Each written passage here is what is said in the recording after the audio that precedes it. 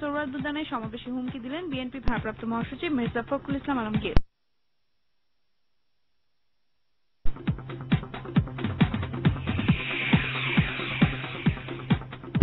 আসন্ন নির্বাচনে মন্ত্রিপরিষদের বড় চ্যালেঞ্জ বঙ্গবন্ধু একাডেমি আয়োজিত আলোচনায় মন্তব্য করে বিরোধী দলকে সংখ্যা ছেড়ে নির্বাচনে আসার আহ্বান জানালেন সুরঞ্জিত সেনগুপ্ত।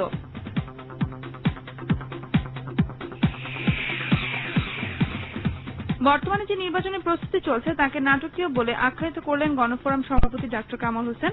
বললেন, জনগণের বাইরে একমাত্র নিজেদের স্বার্থে নির্বাচন করতে যাচ্ছে সরকার।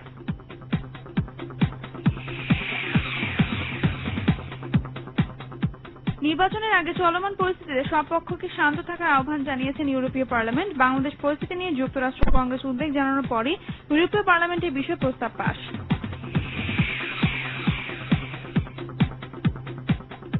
রোববার ঘোষিত হবে সরকারি কর্মকর্তা কর্মচারীদের জন্য স্থায়ী pay commission. Bangladesh audit and accounts কর্মকর্তা পরিষদের সংবর্ধনা অনুষ্ঠানে একথা জানালেন অর্থমন্ত্রী আবুল মাল আব্দুল মুহিত।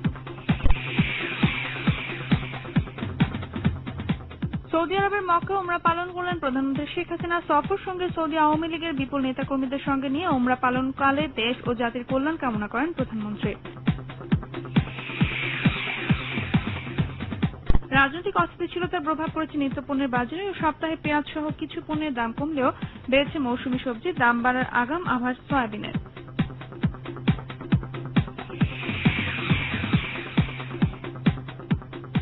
লাটভিয়ার রাজধানী রিগায় মার্কেটের ছাদ